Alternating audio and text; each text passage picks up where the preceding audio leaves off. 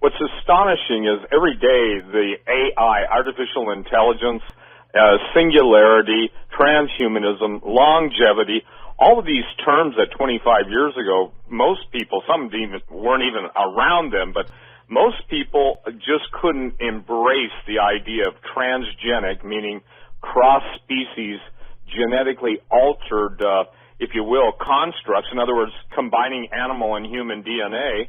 And now you've got YouTube videos of people actually in the home labs modifying their own DNA. So what's astonishing, I think, is that when you and I did a show on a book I did a long time ago, 15 years ago, Genetic Armageddon, Today's Technology, Tomorrow's Monsters, well, here's the problem. When anybody sees or determines or details the future, you have the skeptics, you have the scorners, but once that point arrives, and I believe we're there, then you get into the realm of what are the consequences.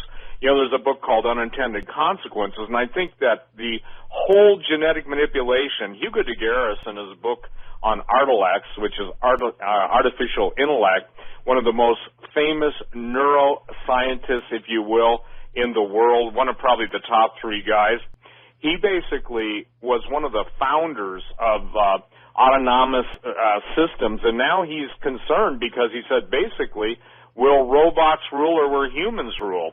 And my take on this is that there are forces working that ultimately want to destroy all mankind and substitute their own creation. I'll give you a good example of that. We now have robots that have been programmed being able to initiate new languages between them. Do you remember that story that was pretty provocative? Yep.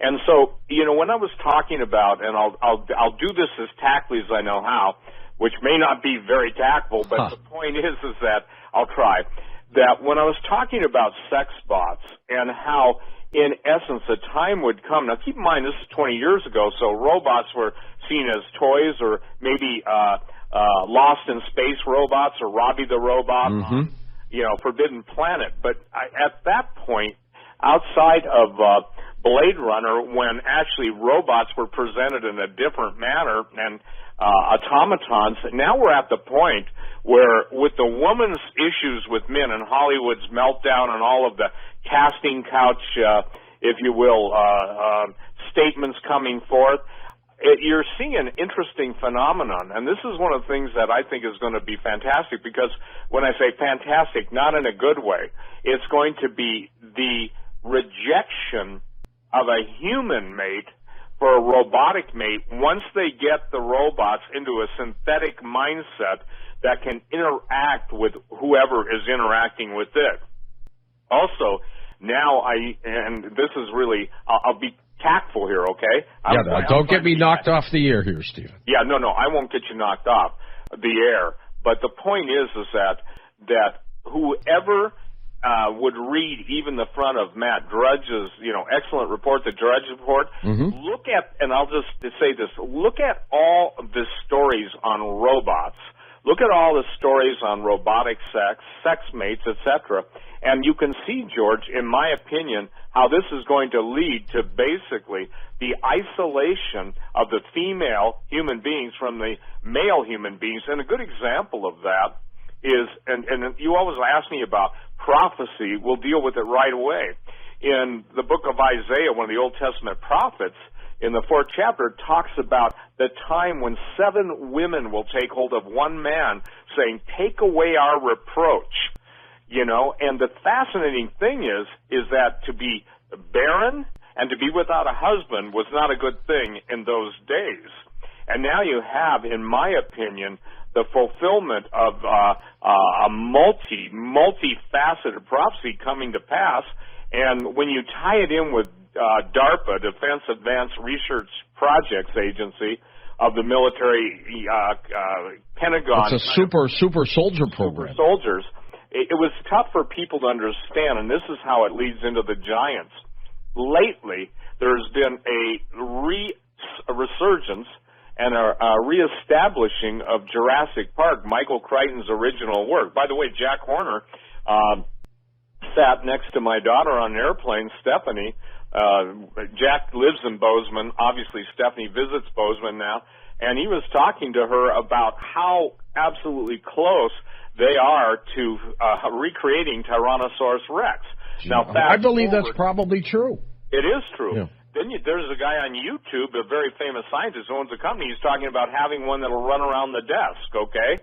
That'll be great, won't it? Instead of having a maid, you have a T-Rex that you hope will basically not take you to lunch. Yeah, the point might. Yeah, the point being, George, is we're there. And, you know, one of the things that, thank you for letting me cover this, Yellowstone National Park. Right now, I'm producing a movie that is called Yellowstone and Its Untold Secrets. Is it about the caldera that could blow up or more? Here's the thing. It's about a bacteria that was found in one of the hot geyser pools, actually the mushroom geyser pool, and that changed the course of history for genetic engineering forever. Now, take it. Here's my premise. If there are forces, I believe they're very evil forces, as you know. I believe they're spiritual forces. And if you could create the ideal genetic engineering vehicle to basically edit out the human gene and insert a laboratory-created gene, you would have to do it with what's called CRISPR technology. And CRISPR technology is basically an easy explanation. It's a gene splicing technique that's based on what's called a TAC, Thermus aquaticus, which is a specific bacteria that was found in Yellowstone Park.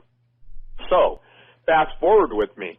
In 1993, actually we'll go back and then we'll come forward. In 1993, Kary Mullis shared the Nobel Prize because he discovered one of the most important, even the scientific community basically said this, that he's hailed as one of the monumental scientific techniques of the 20th century.